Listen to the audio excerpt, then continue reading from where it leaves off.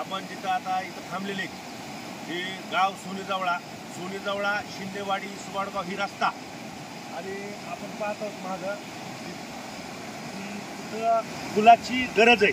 ही जी नदी आहे नदीचा एवढा मोठा प्रवाह येऊन तिथं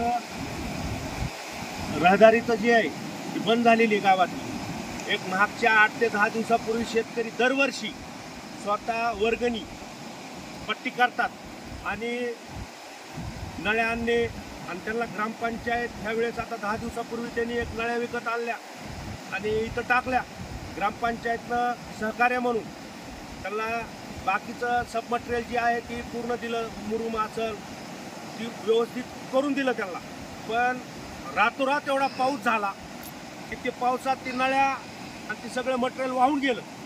बरं ह्याच्यावर ही मलमपट्टी आहे शेतकऱ्याची दरवर्षी, कारण की यांची आवाज ना इथलं स्थानिकचे कोणी लोकप्रतिनिधी असतील, त्या गटाचे जिल्हा परिषद सदस्य असतील, पंचायत समिती सदस्य असतील, येणं मतं मागणं गुलाल घेणं आणि विसरून जाणं दरवेळेसची हीच कथा आहे। ह्यांच्या भाग्यात हा रस्ता नाही असं इतकं कदरून गेले शेतकरी। आज बघा शाळेचा दिवस आहे आणि निमगाव ह्या रस्त्यावर आज चलतंय। दळणवळणचा एवढा महत्त्वाचा रस्ता आहे, ह्याला 10 खेडे जोडलेले आहेत ह्या रस्त्याला। पण आमची मागणी या व्हिडिओद्वारे एवढीच आहे की जी लोकप्रतिनिधी आहेत त्यांनी याची दखल घ्यावी आणि ही तात्काळ पूल मंजूर करावा। आम्ही शेतकऱ्याचं हितासाठी आणि ह्या गोरगरीब लोक जे आपले त्यांचं उपजीविका शेतीवर आहे, अगर असाच पाऊस राहिला आणि लेकरं जे आहेत शाळेत येणारे कोणी पेशंट असतील, अगर काही बी अडचणी आहेत ना, मग आज त्यांना आज येताच येत नाही ना, केलं येतंय ना ह्या गावाच्या बाहेर पडता येतंय। आज तुम्ही बघता ना बॅकग्राऊंडमध्ये बघा तुम्ही काय हालत झालेली। त्याच्यामुळं आमची मागणी आहे की तात्काळ 1 महिन्याच्या आत ती मंजुरी करून हे काम खडीच मार्गी लागाय पाहिजे। आम्ही उद्या रिसर शेतकऱ्याच्या वतीनं आम्ही आदरणीय तहसीलदार साहेबांना निवेदन देऊ।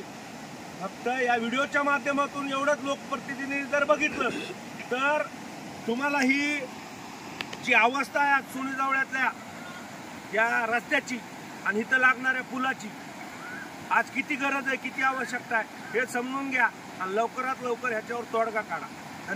आता आपण मगा ती नदीला पूल किती आवश्यक आहे ते आपण जनतेला दाखविलं आणि प्रशासनाला एक दुसरं दाखवायचं आहे आम्हाला किंवा त्याच रस्त्यानं एक 50 फूट जर पुढे आला तर संबंधित शेतकऱ्याची विहीर आहे आणि इकून आलेली नदी आहे। आता ही एक पहिलं विहीरच्या अगोदर एक जबरदस्त रस्ता होता, एक 15 फुटाचा, पण ते हिर ढासळत आज असं झालंय त्यांचं मिलन व्हायला आता ही दोन्ही एक व्हायला एक 3 ते 4 फुटाचंच अंतर राहिलेलं आहे। आता ही पूल बी झालं उद्या भविष्यात आणि ही जर प्रश्न नाही सॉल्व्ह झाला तर किती लोकांचा बळी जाईल ही सांगता येत नाही। आज ह्या रस्त्यावरून फक्त सिनियर सिटीजनच म्हणजे ज्येष्ठ नागरिकच चलत नाहीत, तर शाळेतील लेकरं आहेत, वयोवृद्ध माणसं आहेत। जर उद्या ही नदी आणि ही जाता येता आता ही जर बळी गेला तर ह्याला जबाबदार कोण आहे? आणि जर असाच मोठा पाऊस आला तर उद्या तुम्हाला 1 फुटाचं सुद्धा अंतर दिसणार नाही। आज ही अवस्था आहे, त्याच्यामुळं प्रशासनानं याची गंभीर दखल घ्यावी आणि तात्काळ आम्हाला सोनीजवळा मध्ये जी नागरिकाचा आज प्रश्न एकदम भेडसावत आहे की दळणवळणचा रस्ताच बंद पडलेला आहे। आज निमा गाव ह्या रस्त्यावर आज पूर्ण निर्भर आहे।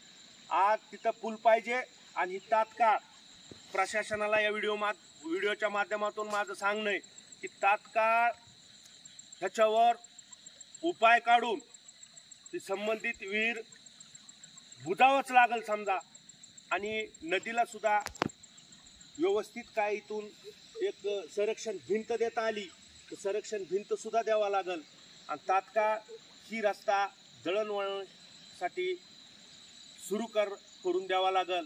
पण जर अशीच बघायची भूमिका संबंधित लोकप्रतिनिधींनी आणि प्रशासनानं जर ठेवली तर नक्कीच बळी गेल्यासच तुम्हाला कुणाचं अपघातानं काय मरण जर झालं, दगावलं, तरच तुम्हाला जर जाग येत असेल तर मग आमचा नाईलाज आहे. आम्ही लोकशाही माध्यमातून उद्या तहसीलदार साहेबांना निवेदन देऊ. पण जर येत्या 10 दिवसात त्याच्यावर काही मार्ग नाही काढला तर लोकशाही पद्धतीनं आम्ही तीव्र आंदोलन करू. धन्यवाद. पुढे या.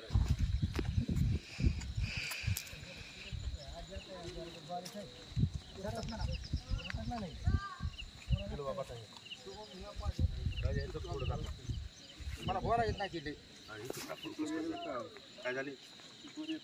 बघा ना, बघायसारखंच आहे की आता का दिसतीच बाजू आहे नाही. खचायला सगळं, खचायला लागलंय सगळं, नाही राहिलं इथं. उद्याच्याला त्याच्यात काहीच राहत नाही. आज जर पाऊस जास्त आला तर रस्ताच गेला सगळा हिरीत. विहीर आणि नदी एकच होऊन जाते. ही जाता येताच येत नाही माणसाला, कुणालाच लेकराला जाता येत नाही ना कुणाला जाता येत नाही.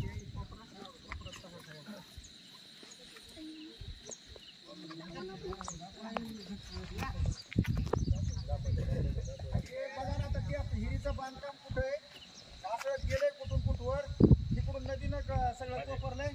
इथून माणसाला जाता येतच येत नाही.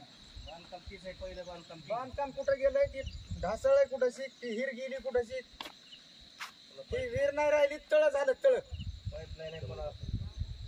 हे बांधकाम बघा, ही कुठं आहे आणि ही कुठवर फाटलंय दही. ही पुन्हा धनेगावची पाईपलाईन आहे, इथून पाणीची योजना आहे 2 तालुक्याला. आणि ह्याचा प्रकार हे झालेला आहे.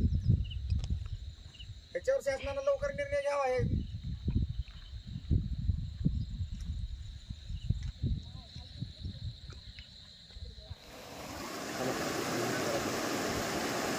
इथं येऊन पाण्यात मध्ये या म्हणा जरा. उद्या मी निवेदन आणतो, तहसीलला निवेदन देऊ.